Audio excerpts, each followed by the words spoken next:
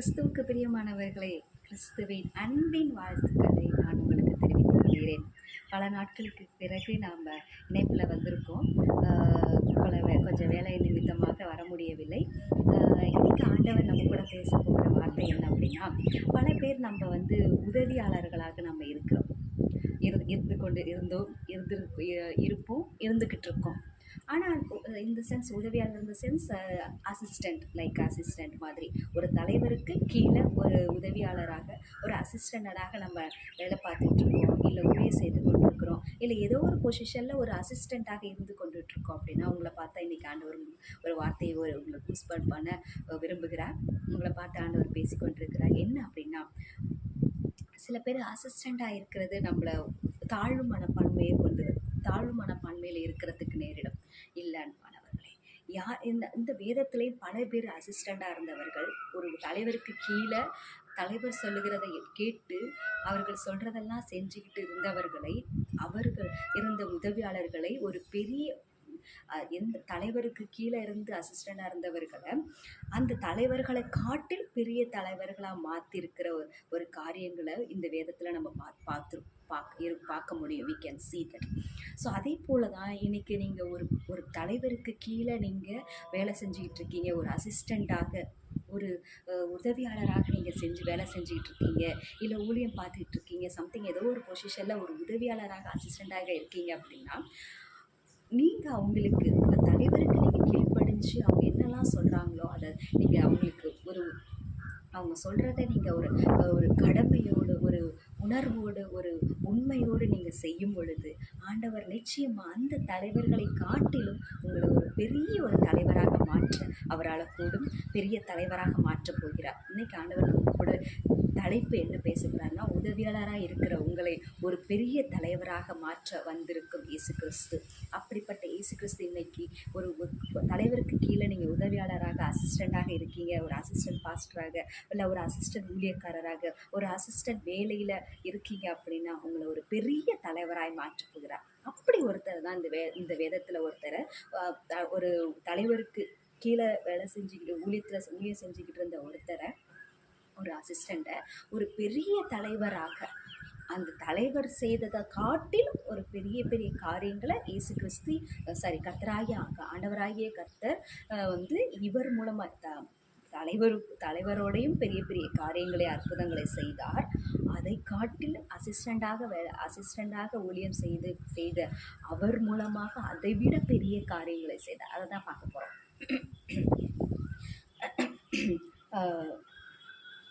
யார் அப்படின்னு பார்த்தீங்கன்னா, அந்த தலைவர் அப்படிங்கிறவர் யாருன்னு பார்த்தீங்கன்னா மோசேயை பற்றி எல்லாருக்குமே தெரிஞ்சிருக்கும். So he is a leader of the Israel. அவர் தான் ஃபஸ்ட்டு இஸ்ரேலை ஈஜிப்டிலிருந்து ஈஜிப்டில் இஸ்ரேல் ஜனங்கள் ரொம்ப அடிமையாக இருந்துட்டு, ரொம்ப ஒத்தடிமையாக வேலை செஞ்சுக்கிட்டு இருந்தாங்க. அங்கேருந்து அவங்கள விடுதலை போராட்டம்னா நாட் ஃபார் ஃபிசிக்கல் பாடியில் செய்யலை.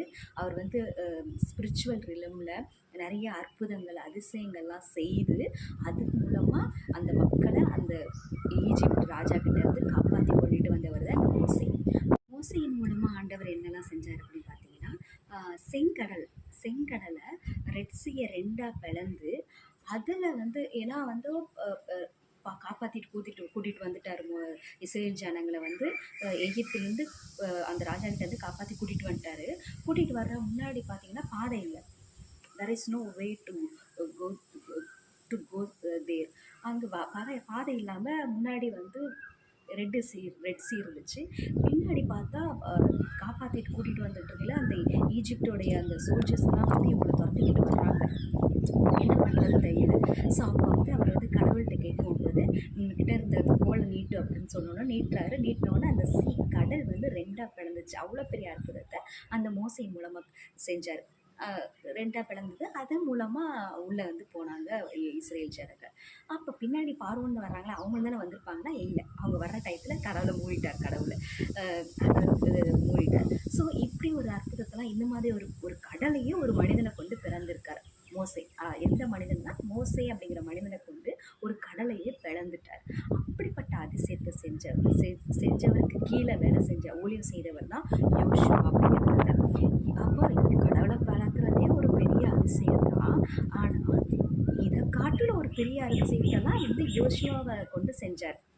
அசிஸ்டண்டாக ஒரு உதவி ஊழியக்காரராக இருந்த அந்த யோசுவாவை கொண்டு அதை மோசேக்கு செய்தது அதிசயங்களை பார்க்கலும் இவரை கொண்டு நிறைய காரியங்களை அவர் செய்தார்.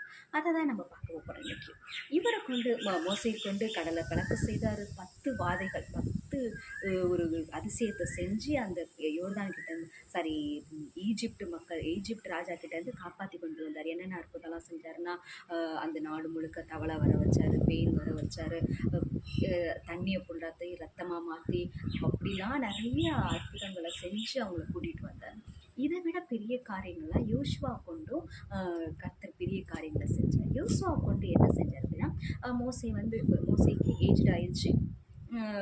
மக்களை வழி நடத்தி கொண்டு வந்து வர்றதுக்குள்ளேயே அவருக்கு மோசே ஆயிடுச்சு. உடனே அவர் வந்து என்ன ஆகிட்டார்னா, அவர் டெத் ஆகிட்டார். அதுக்கு அப்புறமா ஆண்டவர் வந்து மோசேக்கு அப்புறமா உதவியாளராக இருந்த அசிஸ்டண்டாக இருந்த உதவி ஊழியக்காரராக இருந்த அசிஸ்டன்ட் ஊழியக்காரராக இருந்த நம்ம யோசுவாவை தூக்கி நீ மோசையோட இடத்துல மோசையோட பொசிஷனில் நான் உன்னை வைக்க போகிறேன். இன்னைக்கு ஆண்டவர் அப்படி தான். யாரெல்லாம் உதவியாளராக இருக்கீங்களோ, அசிஸ்டன்ட் ஊழியராக இருக்கீங்களோ, அவங்கள தலைவரோடைய பொசிஷனில் ஆண்டவர் இன்னைக்கு வைக்க போகிறார். ஸோ அந்த மாதிரி தான் உன்னை தான் மோசையோட இடத்துல உன்னை நான் வைக்க போகிறேன். இனிமேல் நீ என்ன பண்ணணும், மோசே எப்படி எனக்கு கீழ்ப்படிஞ்சு நடந்தாரோ, அது என்னுடைய வார்த்தைகளுக்கு கட்டளைகளுக்கு மீறாமல் நடந்தாரோ, அதே போல் நீ என்ன பண்ணணும், என்னுடைய வார்த்தைகளுக்கு கீழ்ப்படிஞ்சு நடக்கும்போது மோசேக்கு செய்ததை காட்டிலும் நான் உனக்கு செய்வேன் அப்படின்னு ஃபஸ்ட்டு செய்கிறதுக்கு முன்னாடியே வாக்கு கொடுத்துருந்தார். அதுக்கு நம்ம ஆதாரமாக பார்த்தீங்கன்னா, யோசுவா எழுதின சுவிசேஷம் யோசுவா எழுதின புஸ்தகம் 1ஆம் அதிகாரத்தில் பாருங்கள். மோசே வந்து இறந்துடுறாரு. இறந்துன உடனே ஆண்டவர் வந்து அவர்கிட்ட பேசுகிறார். யோசுவா, மோசேக்கு அப்புறம் உன்னை தான் நான் தெரிந்தெடுத்திருக்கிறேன், நீ தான் தலைவன். இந்த ஜனங்களை வந்து கூட்டிகிட்டு போயிட்டு எங்கே கூட்டிகிட்டு போகிறாரு ஆண்டவர்? ஆக்சுவலாக அந்த இஸ்ரேல் ஜனங்களை பார்வோன் கிட்டேருந்து காப்பாற்றி எங்கே கூட்டிகிட்டு போகிறாருன்னா, கானான் தேசத்துக்கு கூட்டிகிட்டு போகிறார். கானான் தேசத்துக்கு நுழையிறதுக்கு முன்னாடி கொஞ்சம் டிஸ்டன்ஸுக்கு முன்னாடியே இறந்துடுறாரு. யார்? மோசே. ஸோ அவங்கள கானானுக்கு போகலை. கானானுக்கு கொண்டு போகிறதுக்கு ஒரு தலைவன் வேணும். அவர் தான் இந்த உதவியாளர் இருந்த யோசுவாவை கூட்டிகிட்டு போகிறார். தலைவராக மறுபடியும் ஏற்படுத்தி கானானுக்கு கொண்டு போகிறேன், உன்னை கொஞ்சம் தான் கொண்டு போகிறேன் அப்படின்னு சொல்லும்போது அவர் நிறைய காரியங்களை பேசுகிறாரு யோசுவா கிட்ட. அப்போ நீ வந்து உயிரோடு இருக்கும் நாளெல்லாம் ஒருவனும் உனக்கு முன்பாக எதிர்த்து நிற்க மாட்டாங்கப்பா, நீ பயப்படாத. அவர் வந்து ஐயோ, மோசே எவ்வளோ பெரிய லீடர், எவ்வளோ பெரிய தலைவராக இருந்தார், எவ்வளோ பெரிய அற்புதம்லாம் செஞ்சாரு, ஆண்டவர் வேற என்னைய தலைவராக்கணும்னு தலைவராக்கிட்டாரு, நான் என்ன பண்றதுன்னு தெரியலையே, என்னை கொண்டு ஆண்டவர் அற்புதம் செய்வாரா, எனக்கு ஜனங்கள் கீழ்ப்படிவாங்களா அப்படிலாம் நினச்சி பயந்துக்கிட்டு இருக்கப்ப தான் அவர் வந்து சொல்கிறாரு, உனக்கு முன்னாடி ஒருத்தர் நிற்பதில்லை, நீ கவலைப்படாத, உனக்கு கீழ்ப்படிய மாட்டாங்க, என்னை ஐயோ நிறையா எனிமிஸ்லாம் என்னை சுற்றி இருக்காங்களே, அவங்களெல்லாம் நான் எப்படி தோற்கடிக்க போகிறேன்னு தெரியலேன்னு பயந்துட்டு இருக்காத, ஒன்றுவனும் உனக்கு முன்பாக எதிர்த்து நிற்பதில்லை, நான் மோசையோடு எப்படி இருந்தது போல உன்னோடும் இருப்பேன், நான் உன்னை விட்டு விலகுவதும் இல்லை, உன்னை கைவிடுவதில்லை அப்படிங்கிற வாக்குத்தத்தெல்லாம் கொடுத்துட்டு கடைசியில் அதுக்கப்புறம் நான் உனக்கு பழங்கொண்டு தினம் 9ஆம் வசனத்தில் பாருங்கள், நான் உனக்கு கட்டளையிடலையா, பழங்கொண்டு தினமனதாயிரு, திகையாதே கலங்காதே, நீ போகும் இடமெல்லாம் உன் தேவனாகிய கர்த்தர் உன்னோடே இருக்கிறார், நீ கவலைப்படாத, திகையாத. பயந்துக்கிட்டு இருக்கான், திகச்சிக்கிட்டு இருக்கான், கஷ்டப்பட்டுக்கிட்டு இருக்கான், நான் எப்படி இந்த ஜனங்களை நடத்த போகிறேன், எப்படி இந்த ஜனங்களுக்கு நான் அற்புதத்தை, மோசே வந்து பெரிய கடலையே 2ஆக பிளந்தாரு, நான் எப்படி அற்புதத்தை, நான் என் மூலமாக ஆண்டவர் என்ன அற்புதம் செய்வார், நான் அந்தளவுக்குலாம் ஒர்த்து கிடையாது, மக்கள் எனக்கு கீழ்ப்படிவாங்களா, இல்லை எதிரியெல்லாம் என்னை அட்டாக் பண்ணிடுவாங்களே அப்படின்னு சொல்லிட்டு ரொம்ப பயந்துக்கிட்டு இருந்த டயத்தில் தான் ஆண்டவர் வந்து ஒரு என்கரேஜ் பண்ணி சொல்கிறார். அவர் பேசுகிறது மட்டும் இல்லை, அவர் செஞ்சு காட்டினார். எப்படி மோசையை கூட இருந்தது போல் உன் கூடவே இருப்பேன்னு சொன்னாரோ, அதே போல் மோசை கூட இருந்து என்னென்ன காரியங்கள்லாம் செய்தாரோ அதை விட பல மடங்கான காரியங்களை யோசுவா மூலமாக செஞ்சார். என்னென்ன காரியங்கள்லாம் செஞ்சார் அப்படின்னு பார்த்தீங்கன்னா, யோசுவாவை கொண்டு மோசையை கொண்டு எப்படி கடலை 2ஆக பிளஞ்சாரோ, அதே போல் யோர்தான் நதிங்கிறது வந்து நம்ம ஊரில் இருக்கிற மாதிரி ரிவர் கிடையாது, அதுவும் ஆல்மோஸ்ட் இட்ஸ் லைக் அ சீ மாதிரி தான் இருக்கும்.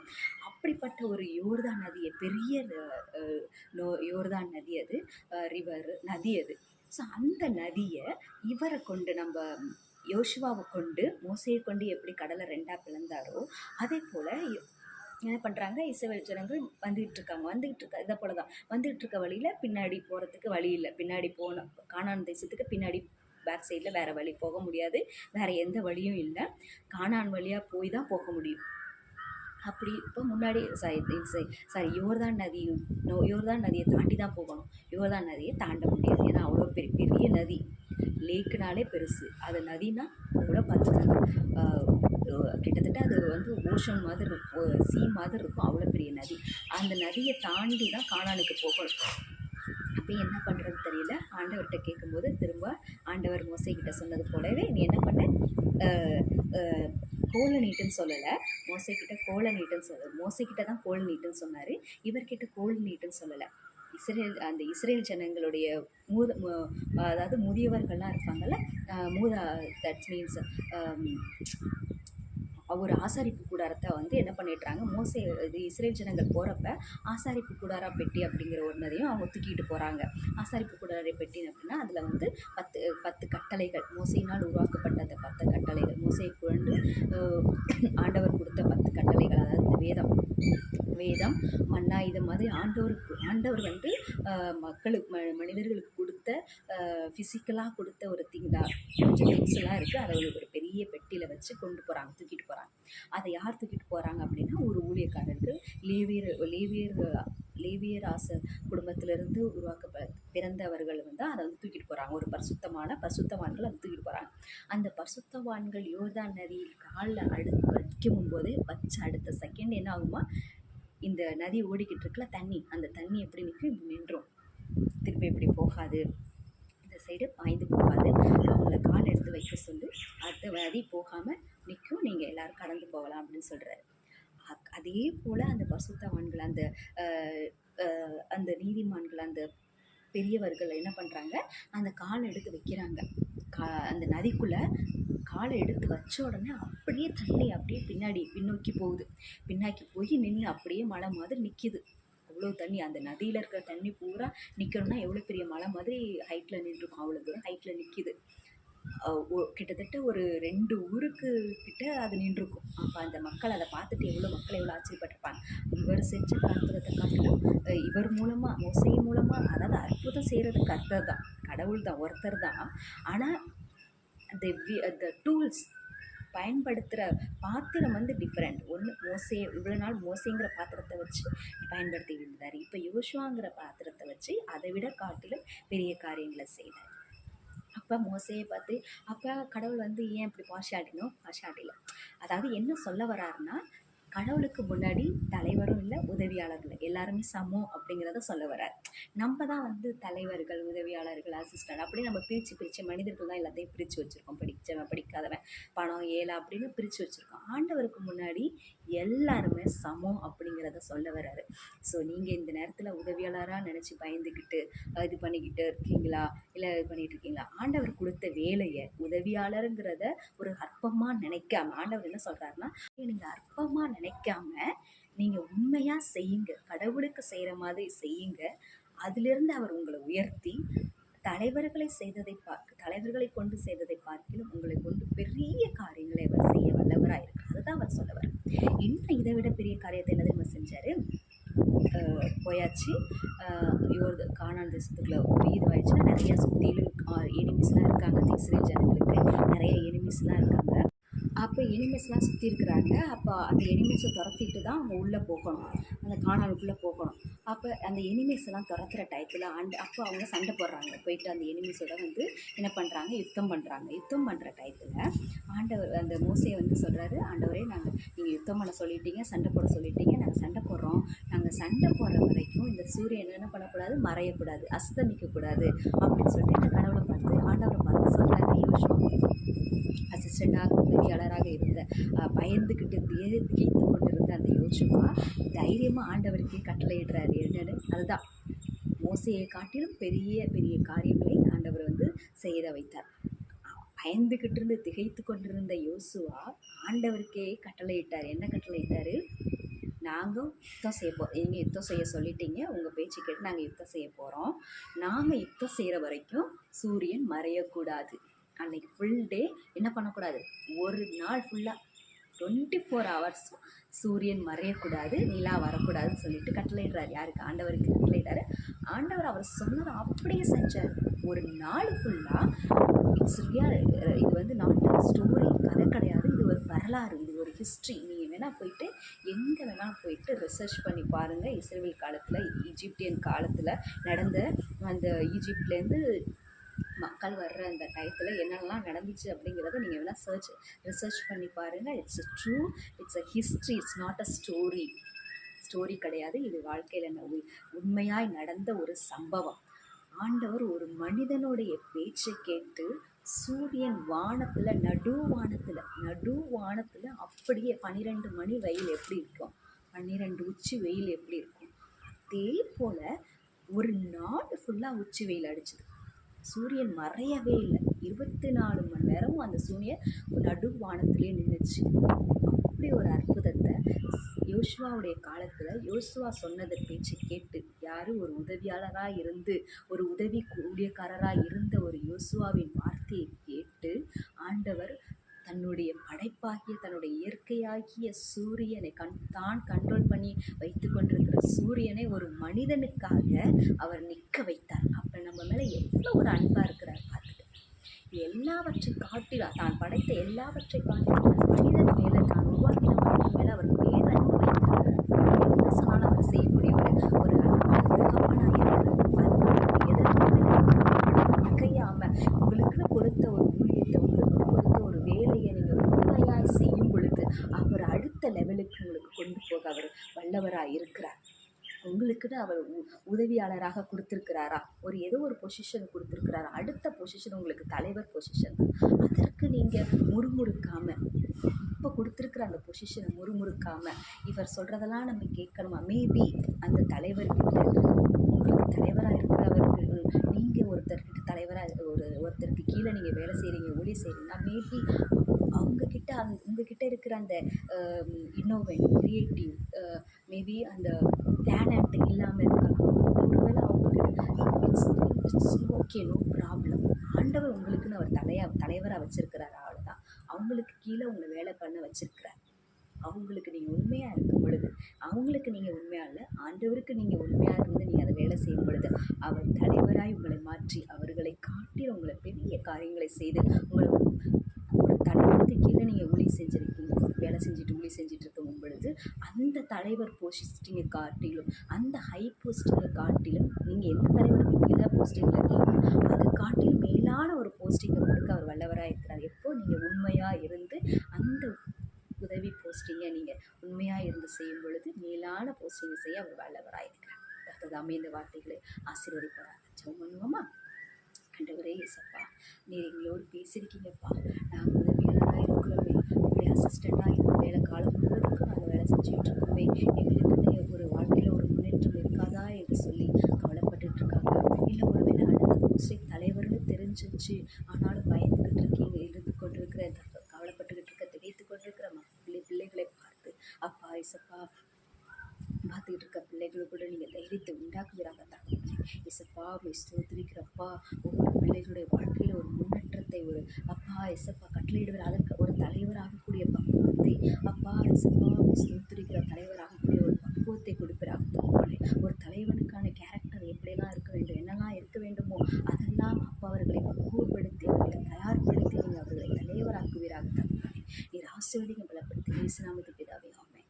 God bless you all. கர்த்தர் உதவியாளராக இருந்து கொண்டு வேலை செய்து கொண்டு ஊழியம் செய்து கொண்டிருக்கிற உங்களை தலைவராய் மாற்ற, தலைவரை பார்க்கலும் பெரிய தலைவராய் மாற்ற வல்லவராயிருக்கிற நீங்கள் கொடுத்த ஊழியத்தில் உண்மையாயிருங்கள்.